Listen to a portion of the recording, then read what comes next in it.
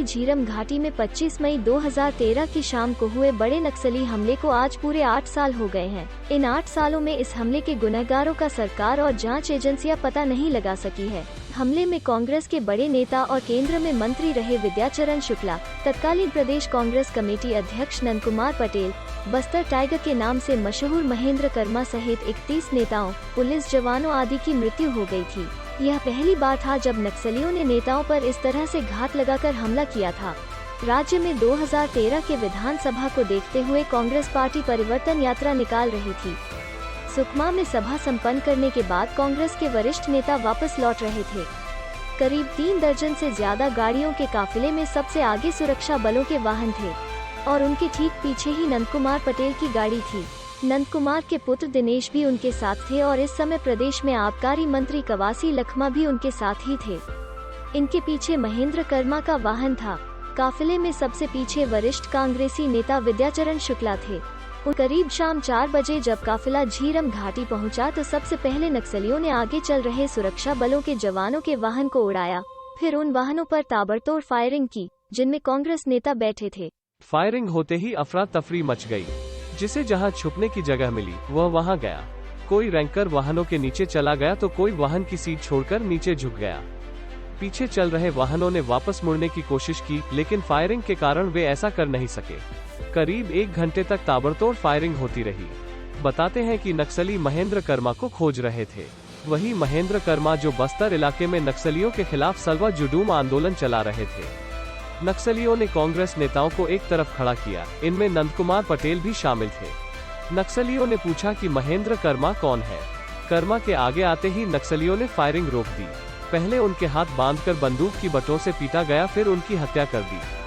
कुछ देर बाद ही नक्सली हमले की खबरें मीडिया में आ गईं, लेकिन यह पता नहीं चल रहा था कि किसे नक्सलियों ने मार दिया और कौन बच गया। जब कवासी लखमा जगदलपुर अस्पताल पहुंचे तब पता चला कि पीसीसी चीफ और उनके पुत्र पूर्व विधायक उदय मुदलियार की नक्सलियों ने जान ले ली है। पूर्व केंद्रीय मंत्री विद्याचरण शुक्ला ने कुछ दिनों बाद इलाज के दौरान दम तोड़ दिया। इस हमले में कुल 32 लोगों की जान गई। हमले की जांच के लिए जांच आयोग भी बनाया गया और एनआईए ने भी जांच की, लेकिन हत्यारों की पहचान नहीं हो सकी, न ही उन्हें उनके अपराध की सजा मिली है। हमले के प्रत्यक्षदर्शी और हमले में गोली लगने से घायल हुए डॉक्टर शिवनारायण द्विवेदी ने आज धरना देकर न्याय की मांग की है। 25 मई 2013 को छत्तीसगढ़ की कांग्रेस की परिवर्तन यात्रा में दरभा थाने के पास झीरम घाटी में नक्सली हमला हुआ था। उसमें कांग्रेस के बड़े नेताओं सहित 31 लोगों की जान चली गई थी। उस वक्त मैं प्रदेश कांग्रेस कमेटी का सचिव एवं प्रदेश कांग्रेस चिकित्सा प्रकोष्ठ का प्रदेश अध्यक्ष था।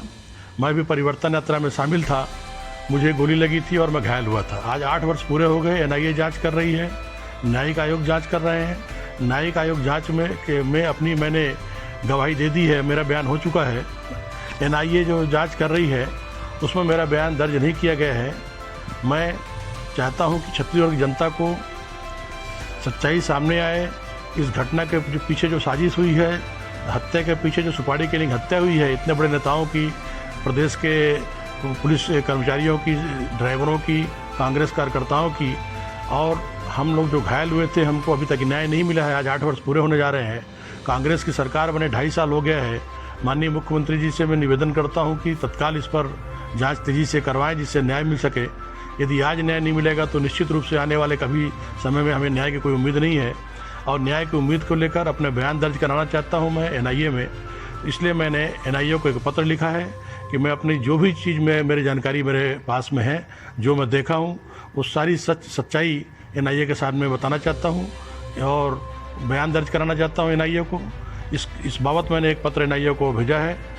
25 मई 2021 को पूरे 8 वर्ष होने के अवसर पर शहीदों को श्रद्धांजलि दूंगा अपने निवास में, एवं 12 से 3 बजे तक धरना और दिन भर मेरा उपवास का कार्यक्रम रहेगा। और न्याय की मांग को लेकर मैं अभी तो लड़ ही रहा हूँ, आगे भी इस मांग को लेकर लड़ते रहूँगा जब तक न्याय नहीं मिलेगा झीरम घाटी के शहीदों को, पीड़ितों को, मुझे, जब तक मैं इस लड़ाई को आगे तक ले जाने का पूरा प्रयास करता रहूँगा।